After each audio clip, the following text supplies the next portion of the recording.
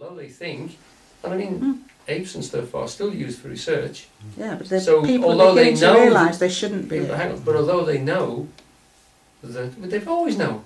Yes, I don't think you need a scientific theory to come out with like the dog's conscious, or the right. or you don't misbehave to animals. And I it don't doesn't see. change the ones that I they don't do. see why this isn't relevant to that at all. It keeps changing though, because in Descartes' time there were people who used to put chickens in ovens and watch their behaviour and thought that they were just mechanisms. But isn't that the same as monkeys smoking cigars and just watching their mechanism? Which Well, they're I'm doing just saying even as we speak. it's changing. We're beginning to. The more we learn, the more we realise that what we thought made us human is shared by a lot of other creatures, and by extension, eventually we might realise that everything shares it.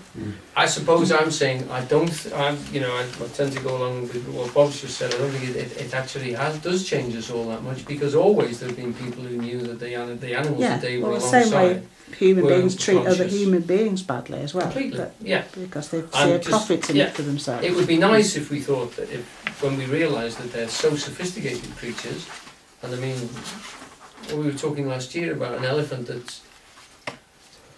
they put a white spot on an elephant's face, and then it'd see itself in the mirror, and it immediately wiped the spot off, which meant that it knew that the image in the mirror was itself. It wasn't another elephant. It didn't try and say hi, but it's actually. Give it some lipstick. Sorry. Can I just ask you about the last sentence on that quote?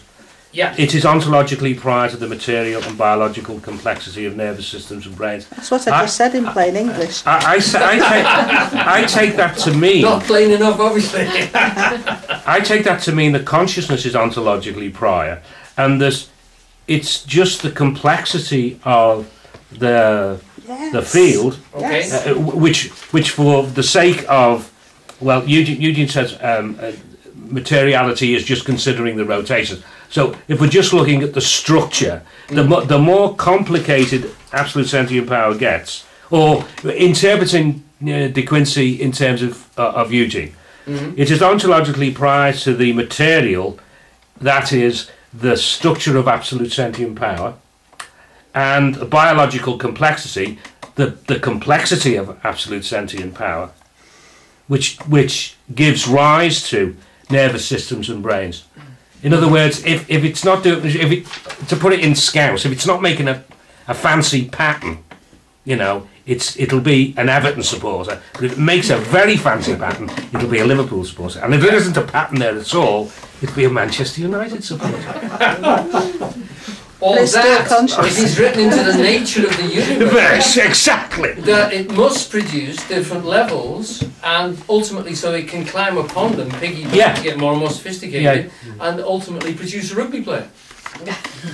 Why not? Now, before we move on to that, can I just take you over a page onto the third page, because there's just three little definitions which I've lifted from de Quincey, because some people here might not really know about what ontology means and epistemology and methodology. De Quincey gives some nice little definitions there, and it's worthwhile just going through them. Epistemology just comes from literally written stuff, and the root of the word means the ability to make notes and things, and it's what we can know about the world. So we're talking about epistemology, we're talking about what we can know about the world in any form whatsoever. So epistemology is a big word for what we can know about the world. And what we can know ontology, about knowing. By the way, pardon? And also what we can know about knowing, because of the ology on the end. Epistemology is the theory of knowledge in philosophy. So it's about knowing. That isn't what de Quincey says. Well, and I'm giving you what de Quincey says. Sorry, I've just complicated matters. Ontology is the nature of the world, okay, or a worldview. What I'm trying to give across is for people who haven't been involved in philosophy, the ability to translate these words, which are in the quotations, unfortunately, into everyday words. So epistemology is what we can know, and ontology is the worldview. And the two things are not the same, because one of the things he does say is that what becomes apparent to people is what your worldview is, what your ontology is, tends to govern how you even go about receiving information about the world, how you structure your experiments, and vice versa. And so the two things feed off each other, but they're not the same. And methodology is how we can know the world, or how we structure our experiments to move. Okay? Right, so, right, we'll move on to this next quote now. Who would like to read this one? We'll be back on 2. Al. Yeah, we're back on page 2, sorry. Yeah, and it's the 3rd paragraph down. Jan, please. How has humankind become so alienated from nature? There was a time when our ancestors moved with the animals and sang with the wild symphony of the natural world. The swoop of a hawk, the roar of a waterfall, the whisper of the evening breezes, the kiss of the moonlight. We lived in the world, responded to its felt and subtle messages, understood its deeper meanings. We not only communed with nature, we were in open communication with all its great variety of sounds and rhythms. In short, we understood and spoke the language of nature. The hawk's movement and sounds, immediately meaningful, spoke a language of gesture, initiating a dialogue. Bodies in nature spoke of each other long before the development of grammatical speech. Semantics preceded syntax. Right, okay. Now, I put that quote in because one of the good things about De Quincey is that you're never far from a sensitive response to the universe. And I mean, he does sound as if he's feeling his way through, and he is responding with emotive pieces as well. And there's an element in which he talks creatively about what he's doing, and that I find quite refreshing in a book of this nature. It isn't mawkish, it doesn't go over the top, but it does actually constantly bring you back to the fact that this world of ours is a moving place to be inside. It isn't just a philosophical argument or a psychological discourse. It is actually, when we're in it, it does move us and involve us in a particular way. Now, we're moving on to an interesting thing which I wanted to flag up here, because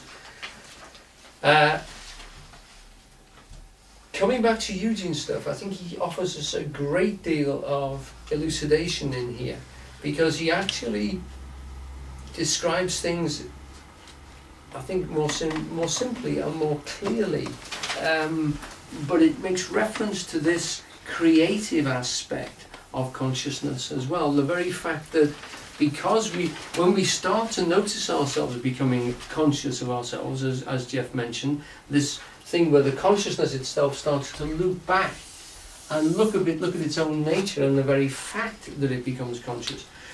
Why I stopped was because the subjectivity, this capacity for interiority, was caught and described, I suppose, best to me when I was a boy, about 12.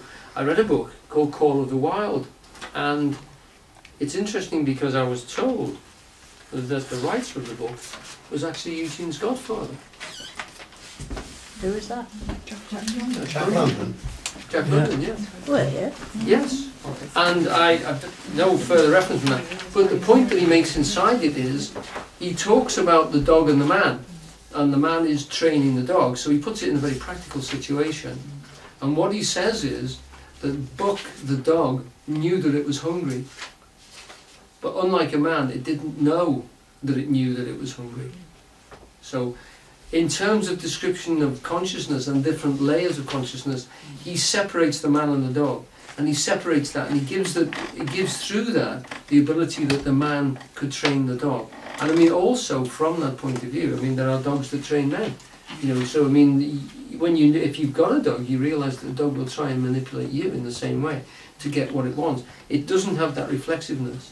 And even today, as I say, even today, in the Times they were writing about the fact that one of the things they notice about children is that they can defer gratification, as it was called when I was a student. That the ones that succeed in later life are the ones, they say to them, if you don't eat this marshmallow in front of you, you can have 2 at the end of the lesson. And the kids that can actually not eat it and claim their 2 at the end have got a level of self-control. Now, the highest intelligence in animals is supposed to be bonobo chimps.